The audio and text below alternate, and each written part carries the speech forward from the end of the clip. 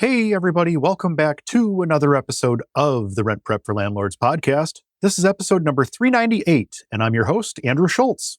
On today's episode, we're going to be talking about charging a double security deposit for a rental property, the best ways to sign leases digitally, and renting your long-term rental to a short-term operator.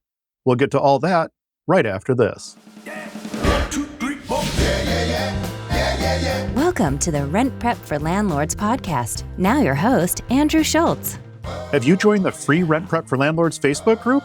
Our members get access to our Sherwin-Williams and PPG paint discount programs, can ask questions in our monthly AMA sessions, and if you have a question or a situation that you've never encountered before, or just need to bounce an idea off a group of over 13,000 housing providers, this is the place.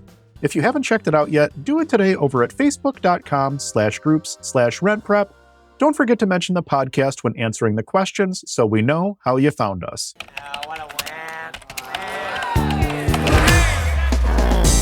Quorum, where we scour the internet for ridiculous posts from landlords and tenants. We're going to jump right in this week with our Quorum segment. This one comes to us via the Rent Prep for Landlords Facebook group. Let's go ahead and hop right in here.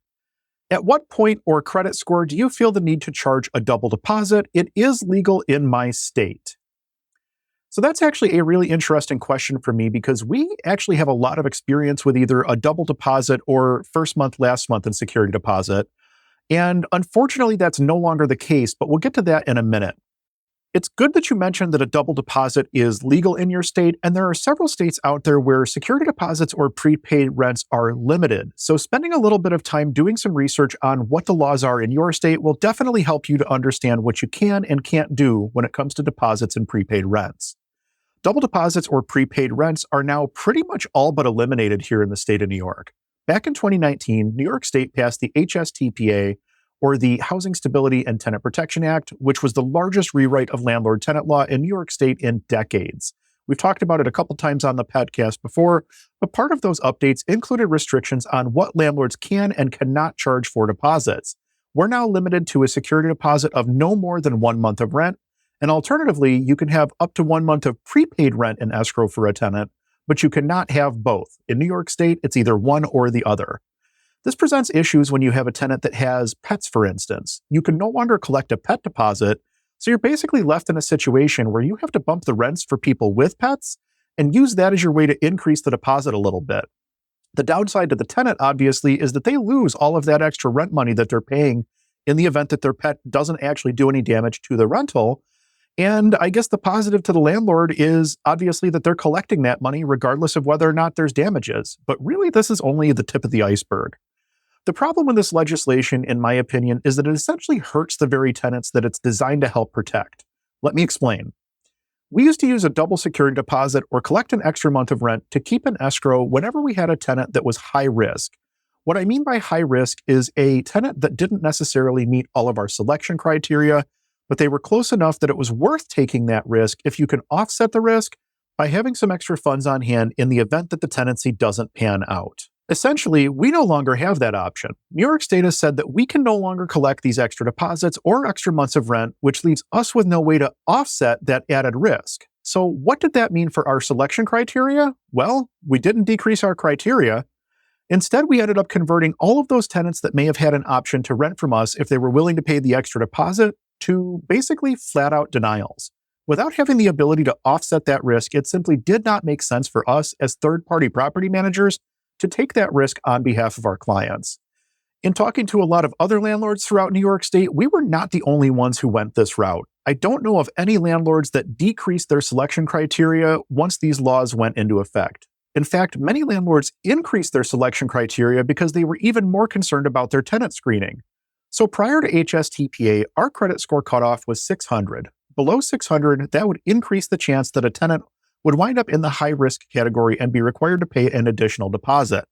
Our credit score criteria is still 600, and I think it's worth mentioning that that's something that's going to be market dependent. So here in Buffalo, I'm dealing with largely Class B and C rentals that are somewhere between 75 and 125 years old on average. If you're dealing with brand new construction Class A type properties, you're likely going to want to set a higher credit score as part of your selection criteria. Take a look at what other landlords in the area are using and copy them. That's the easiest way to figure out what works in your area. I also want to mention that we don't just look at the credit score, we also look at the payment history. Essentially, I want to take a dive into that person's credit history and see why their credit is the way that it is. Do they have unpaid medical debt, unpaid collection accounts, unpaid utilities? All of that would count against them when they're scored as part of their application. Same for unpaid debt to a previous landlord. All of these things are in our scoring rubric, and the more damage to the credit, the fewer points that the tenant is going to score on our rubric. Medical debt is a classic example of this. Medical debt can be very, very easy to attain, and it's very, very easy to ruin someone's credit with medical debt. It's incredibly easy to wind up in a ton of medical debt in this country. That said, the way that medical debt is reported on credit profiles is being updated right now, with a lot of medical debt coming off of credit reports altogether. There's a lot more to this, and we can do a little bit more conversation on this topic if you're interested. But my point here is that when one industry's debt stops being reportable on credit reports, it's a pretty clear indicator that other industries are going to be lined up for the same treatment. I don't think it comes as a shock to anyone here that the housing industry has a target on its back when it comes to stuff like this. And I don't think that it'll be too long before we start seeing a push to eliminate all housing-related debt from people's credit histories as well. Right along with that, I think you're going to see more states start cutting off the ability to have an additional security deposit or an additional month or two of rent on hand as the restrictions get tighter and tighter across the country. Water cooler wisdom. Expert advice from real estate pros. Moving right along, we're going to jump into our water cooler wisdom segment. This one comes to us via the Rent Prep for Landlords Facebook group as well. Let's go ahead and take a look. What is the best service for digitizing and signing leases? DocuSign, AuthentiSign? I've been old school with paper or PDF editor, and I need to make this easier for new leases and updating our existing leases. I'm not looking for an all-inclusive property management software. So we've been doing pretty much all digital lease signings for several years now. I'll never go back to pen and paper leases again. The time savings alone when it comes to using digital leasing is worth any associated software costs. Bar none. The amount of time that you save makes it totally worth it. Essentially, we started with a Word doc for our lease. From there, I converted the Word doc into a PDF file and made that PDF file into a form fill PDF using Adobe Acrobat. I'm sure there are free tools online that'll do the same thing, but we already pay for an Acrobat subscription here in the office pretty much for stuff exactly like this. We'd like to convert a lot of our forms into form fill PDFs to make our workflows easier. And honestly, Acrobat isn't all that expensive if you're using it even just a couple times a month. Adobe also has their own in-house digital lease signing service or digital signing service, but I haven't used it, so I can't really speak to its quality. So we have our lease as well as all of our various addendums set up as form fill PDFs. This would include our lead-based paint documents, the state disclosures that we have to give out, the fair housing disclosures that we have to give out, things of that nature. Basically, we generate all of the documents that we need to for our lease packet, then we upload those documents into our signing software and send it out for digital signature. The signing software is going to give you the ability to add in multiple signers as well as drag and drop into your document wherever people need to sign, date, initial, things of that nature. The nice thing is most signing softwares won't let you complete the signing of the document until you've signed and initialed every spot that you need to. This prevents you from winding up with a half-signed lease or a tenant claiming that they didn't see that page or whatever the case may be. We require all of our tenants to initial the bottom of every page of their lease, so that way there's never an option for them to say, well, I didn't see that or it wasn't there. If they initialed it, they're telling us that they read it. Another huge benefit of digital leasing software is exactly that. You're going to have the ability to go in and see how long it took someone to read that lease before they signed it. So if you had someone that opened the lease and then signed it 30 seconds later, you can pretty much guarantee that that person didn't actually read the lease that they signed. At that point, it's probably time to have a conversation with the tenant about the fact that they just signed off on a legal document without actually spending any time to read the document that they're signing off on. This also gives the tenants the ability to spend as much time with the lease as they want prior to signing it. We give our tenants 5 days from the time that their lease is sent to them to sign the lease and pay their security deposit. So if they want to spend time reviewing the lease themselves or send it to an attorney or whatever it is that they want to do, that's well within their rights during that 5-day time frame. We can't provide them with legal advice about their lease, so giving them time to seek guidance if they so choose is kind of a nice feature. There are quite a few different digital signing softwares out there, and honestly, most of them do pretty much the same thing. The best thing is, a lot of these softwares offer some sort of a free trial so that you can get a feel for them before you actually have to commit to buying them. In our office, we're currently using Authentisign, basically because that's what's included with our MLS subscription. I like Authentisign and it gets the job done well. It was updated recently, which made it a lot more usable, and it also gave us the ability to edit our forms prior to sending a lease out for signature. So if we saw an error in our lease, we can change what's in the form field before it goes out to the tenant for signature. Whereas previously, we would actually have to delete that document, fix it on the computer locally, and then re-upload it to Authentisign. Authentisign is not a cheap piece of software, and I don't know as though it would be my recommendation if it wasn't included in a subscription that I'm already paying for. DocuSign is probably the most popular software out there right now. Pretty much everybody knows DocuSign, and most people have probably used it at some point to sign a document digitally for someone else. DocuSign is, again, not necessarily the cheapest option out there, but if you're only using it a few times a year, it probably won't be too bad. Some other softwares that are out there that might be worth looking into are PandaDoc and HelloSign. Both of these companies are currently offering free trials as well. In addition, I wanted to mention that some property management softwares also have digital signings integrated into them. I know you mentioned that that's not necessarily what you're looking for here, but in our instance, we are using AppFolio, which has digital signings integrated right into the software. We use AppFolio for our management software, but we don't like their digital lease signing interface, so we never really adopted it in our office. Essentially, you have a ton of different options out there, and I don't know of any state currently where we still need to sign via pen and paper. I could be wrong, I'm not an attorney, but I'm pretty sure every state allows for digital lease signings at this point. My recommendation would be to move to digital lease signings as soon as you possibly can. The amount of time that you save and the amount of errors that you can reduce by using digital signings pays for itself very, very quickly. Moving on to our last segment of this episode, we have our second water cooler wisdom of the day. This one again comes to us via the Rent Prep for Landlords Facebook group. Let's take a look. Leasing my property to an STR business. I received an inquiry about possibly leasing my townhouse to a business that will use it as a short-term rental. My HOA has no restrictions. I assume it will be used as an Airbnb. This business will just pay me the rent like any other tenant. What are the pros and cons to leasing to such businesses? Looking for some advice as I have no clue. Thank you in advance. And again, this one comes via the Rent Prep for Landlords Facebook group. This is an interesting question. I don't think I'm going to have a lot of pros on this one, unfortunately. I think it's going to be mostly cons. I guess I should probably preface this by saying that my management company is not actively engaged in the management of short-term rentals, Airbnbs, anything along those lines. We strictly do long-term rentals on our units as it sits currently. Short-term is not a space that I'm really looking to get into, but I do have a lot of friends and clients that are involved in the short-term space, so I drew from their experiences as well as my own experience as a long-term manager when answering this question.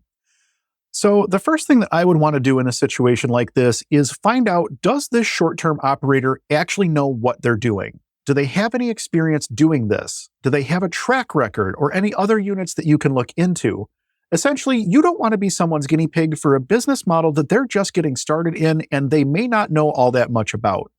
I'm not saying that every short-term operator is going to be clueless, but you have to vet them just like any other tenant. And I feel like a lot of new short-term operators fall into this subset. Actually, I'm going to clarify that a little bit. I'm using the term short-term operator a little too broadly here, and what I should be saying is short-term arbitrage operator. Now, what exactly does that mean? What is arbitrage? It's essentially recognizing a gap in the market where there's money to be made by taking advantage of the price differences between the buy side and the sell side. So in this instance, they are going to be buying your rental for, let's say, $1,000 a month, and then selling the rental on a day-by-day basis at a significantly higher price. The difference between the $1,000 a month and whatever they're getting for the unit is the arbitrage. Airbnb arbitrage became huge a few years back, and there were a lot of short-term arbitrage operators that were making really, really good money doing this, right up until the point when COVID hit.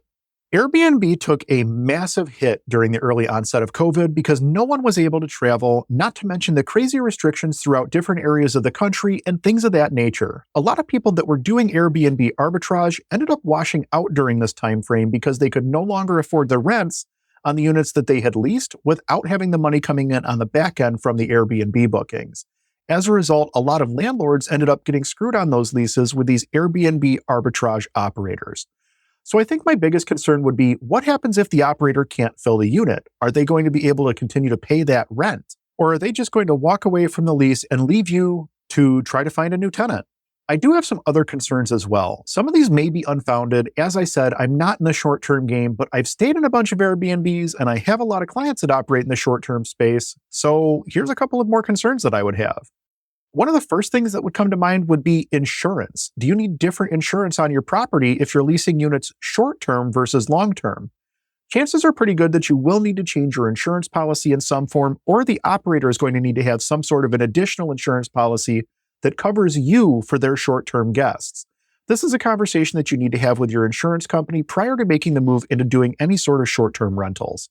My next concern would be the legal side of things. Laws differ greatly in some areas between short-term and long-term rentals. For instance, in some states, short-term rentals are actually governed under innkeeper's law, similar to the way a hotel would operate. And in other states, you're left to the regular real estate laws, which typically haven't caught up with short-term rentals in a lot of instances. You're going to want to spend some time making sure that your lease is ironclad before you sign anything with a short-term operator. You definitely need to be working with an attorney that has some experience in the short-term space, even though you're going to be executing a long-term lease, to make sure that you're covering the bases when it comes to things that you may not think about or may not know when it comes to dealing with short-term rentals. Another concern that I would have would be, what happens if the short-term guest doesn't leave at the end of the stay? Is there a possibility that any of that could become your problem? With you being the property owner, ultimately, you're still responsible for the tenancies in the building, so you may be in a situation where someone overstays their reservation and you now have to deal with your short-term operator to try to get that tenant out. Another concern that I would have would be, what happens if a guest does massive amounts of damage? Who's going to be responsible for the repairs, both routine repairs and repairs as a result of damage? I'm sure we all understand that the cost of everything has gone up substantially over the last few years, and oftentimes a security deposit isn't going to cover all of the damages in a unit if there's more than a couple of things that were damaged. For instance, we just had to buy a replacement refrigerator handle, and it cost us $32. $32 for a piece of plastic, injection mold, and 2 screws. That stuff adds up very, very quickly. If you have a little bit of a higher end unit with nicer appliances and things of that nature, damages can rack up very, very quickly. It's also worth noting that you really aren't going to have any knowledge of who's coming and going from the property.